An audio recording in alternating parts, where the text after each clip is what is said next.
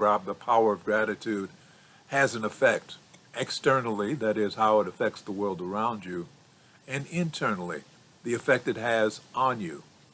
Now, while gratitude,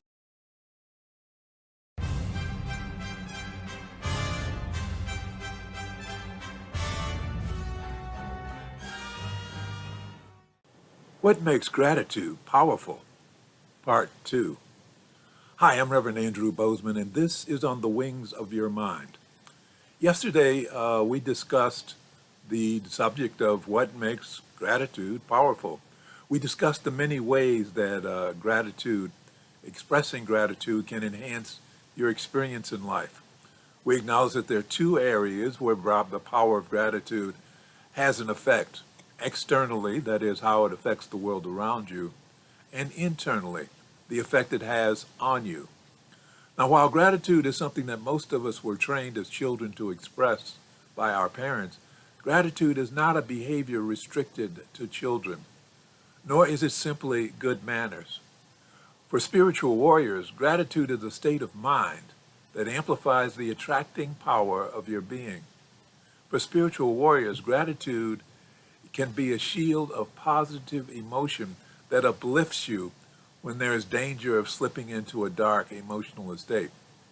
And for spiritual warriors, gratitude is an influential stream of energy that it transforms the situations around you that can become negative into situations that can turn positive and empowering. Gratitude can elevate you and your worldview and can fill you with energy and confidence, because the power that comes from gratitude can make those changes in you. Please click on the thumbs up button, and if you haven't already done so, please choose to subscribe, at least if you're on YouTube. If you're on Facebook, please choose to click on the button like and choose to follow. And as for the chat box, which is on the right side of the screen, I'd love to hear your comments, thoughts, and suggestions or experiences. So in the YouTube, it's on the right side of the screen, and in Facebook, it's below the video.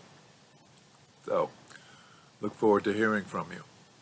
Now, having an appreciation for what's around you and the gifts that you receive sets up the law of attraction to bring you more of the same.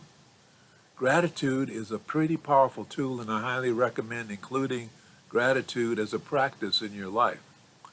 But at the same time, I do have to remind you that gratitude is not the magic bullet. It is not the remedy to all that is wrong with the world. Gratitude will not protect you from life.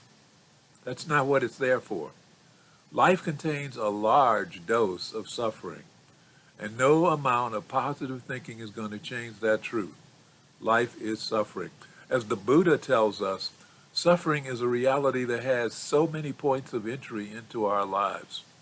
Buddha says, suffering as a noble truth is this: birth is suffering, aging is suffering, sickness is suffering, death is suffering, sorrow and lamentation, pain, grief, and despair are suffering.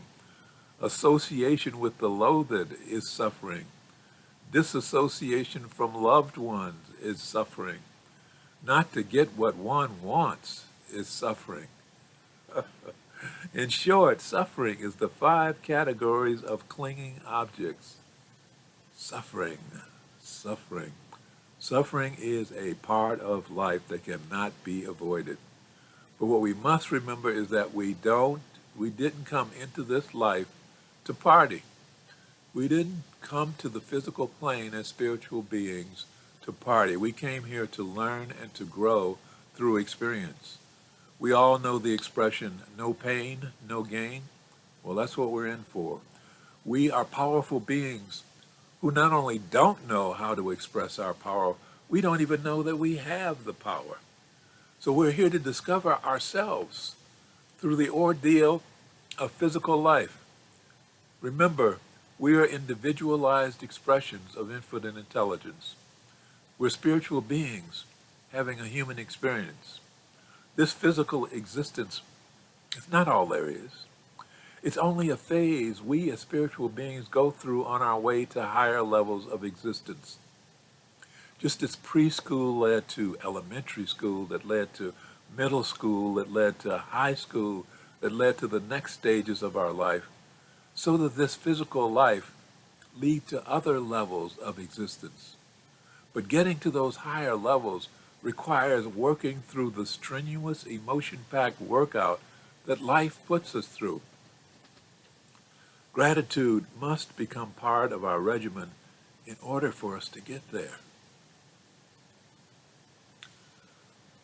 So how does gratitude accomplish that? Good question. Well, for one thing, developing a mindset of gratitude creates a psychological immune system that can cushion us when we fall. Notice I said when we fall, not if we fall. Gratitude is a practice, not a feeling. Grateful is a feeling. Gratitude is a practice. And the practice of gratitude helps us develop an awareness of the present, being in the moment, looking at what's going on around us. That's an awareness of the present that most of us don't have. We generally go through life on automatic pilot. We're asleep. Then when something negative happens, we go into a tailspin because we have to suddenly wake up to see what's going on around us. With the practice of gratitude, we tend to pay more attention to what is going on around us. That's sometimes called mindfulness. Now, with that situation awareness, you stand a better chance of seeing your way around the negative obstacles. Or if you do get slammed, you're more aware and you can begin to see your way out of trouble faster. Studies have shown that people who exercise the practice of gratitude tend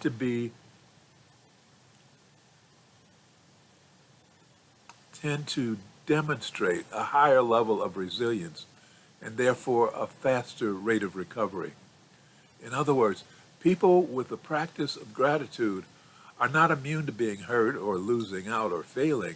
That's all part of being human. Remember, Buddha warned us about suffering. But people who practice gratitude have minds that are already trained to see the world around them with appreciation, so they can see the details better. So even in the anguish of pain, their minds can see and analyze what went right and what went wrong. And as I've said before, gratitude as a practice, and it has the effect on our brains as well as our minds. So the mind goes to work right away to see what's going on around it because it is used to looking at the world. It is used to looking at details.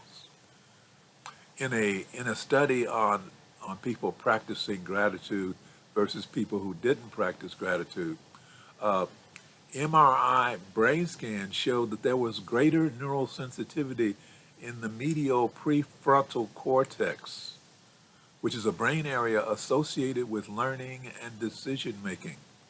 So people who had the practice of gratitude had the practice or the habit of expressing gratitude had enhanced abilities in their brain to learn and make decisions. Their brains were sharper. Their brains were more awake. And therefore, they learned faster and they could make decisions faster. Productive decisions. So processing a life experience through a gratitude mindset does not mean denying negativity. Not at all. The practice of gratitude is not a form of superficial Pollyannism. No. Instead, practicing gratitude means being realistic about their place in the world and realizing the power that they have to transform an obstacle into an opportunity. Gratitude. Gratitude, it means realizing that even inside of a negative experience, there is a gift. And if they can begin to see that gift, then they can reframe a loss into a potential gain. Gratitude, it sharpens the eyes, it enhances the ability to perceive, it strengthens your ability to think and make decisions and to learn. That is the act, practicing gratitude, That is the act of reforming negativity into positive by using gratitude as a tool for change. Looking at things, no matter how negative, looking into them to see where is the positive, where is the gift, what can I use now to move forward. Even in pain, their mind is automatically doing this. Then as they recover, as they go through the grieving process, they can begin to recover and use that new insight to regroup and come back stronger. Practicing gratitude. Gratitude can overcome the sense of isolation so many of us have today. Too many of us feel so alone, and our inner voice doesn't help matters. How many of us have to live with that inner critic that is so often shaming us and warning us against other people? It's like a dark cloud over our heads, sprinkling thoughts like, today is going to be one of those days. What's the use? It's not going to make any difference anyway. Just keep your thing ever seems to go right. Nobody understands what you're going through. You can't handle this. Just take care of yourself. No one else will do it. This kind of thinking only increases that sense of isolation and a preoccupation with the self. And this can cause us to forget our benefits and our benefactors, or to feel that we are owed something from others and therefore have no reason to feel thankful. Practicing gratitude, on the other hand, expands our world.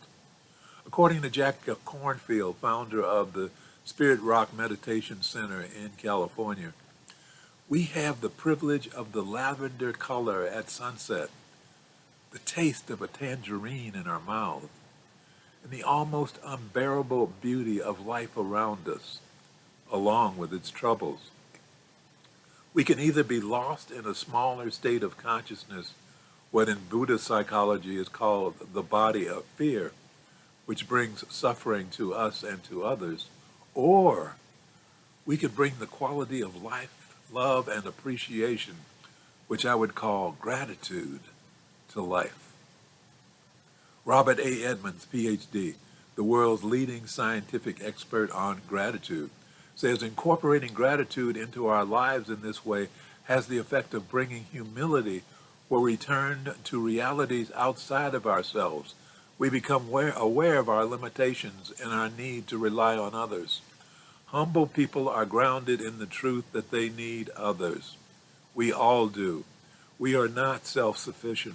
We did not create ourselves.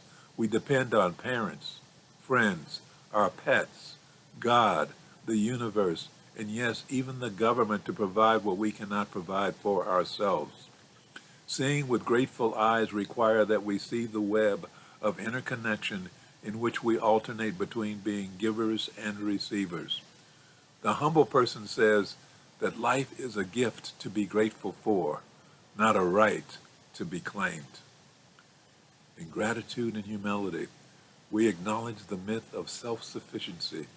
We look upward and outward to the sources that sustain us. During my spiritual training decades ago, I went through an exercise in which I was assigned a partner and we were not allowed to feed ourselves. We had to rely on our partners to feed us as we fed them.